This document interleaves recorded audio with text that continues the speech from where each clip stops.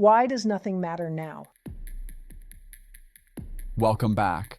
I'm here again with Candace Czarny, author of First Cause. In this series, we've talked about anger, about sovereignty, about finding meaning when the roles fall away, and about grief. Today, we're taking on a very specific version of that, the empty nest. The last child moves out, the house goes quiet, and two questions surface almost immediately.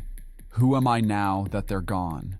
And what happens to us, the two people left standing in the quiet? Candace, welcome back. Thank you. And I want to say, if the house just went quiet and you're not sure who you are in it, you're not doing this wrong. This is one of the biggest transitions there is. Let's start with that first question. Why does the empty nest hit people so much harder than they expect?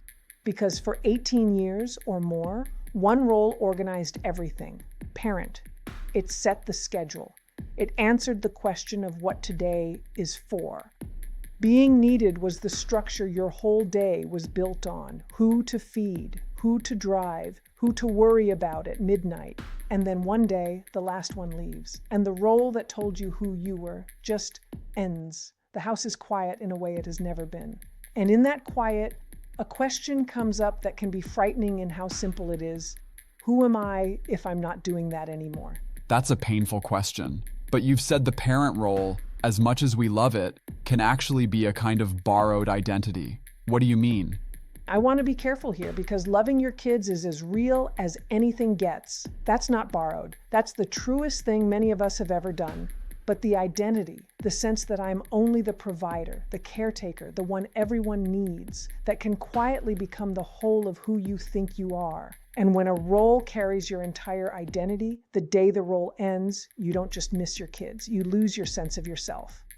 Because it was all wrapped up together. That's why it hits so hard. It's not only an empty bedroom, it's the question of whether there's a you underneath all that giving. And is there? That's what people are really afraid of. That there's nothing underneath.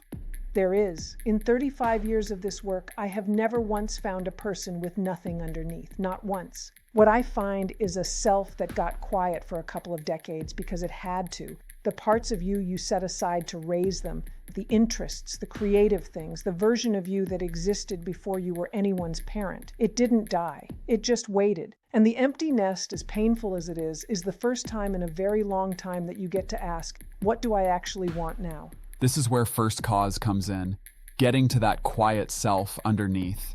But let's turn to the second question, because I think it catches people off guard. What happens to the marriage when the kids leave?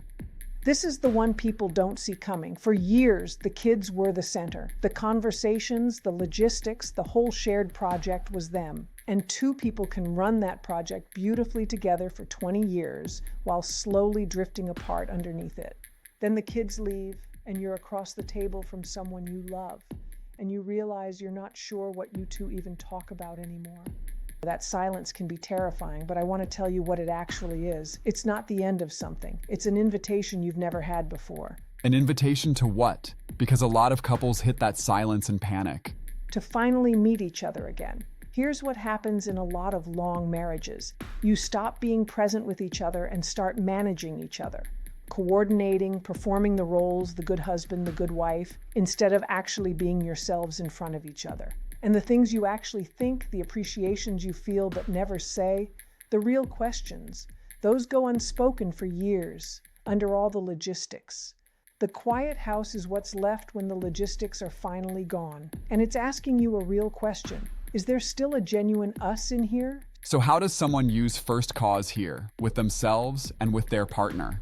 It's the same return in both places. First Cause is the moment before you slip into the managed version of yourself, the performed one.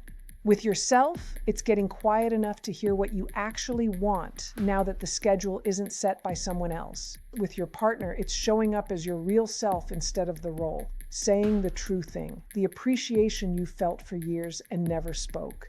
Because presence creates safety. When one person stops performing and gets real, it gives the other one permission to do the same. And what have you seen happen in real marriages when couples do that?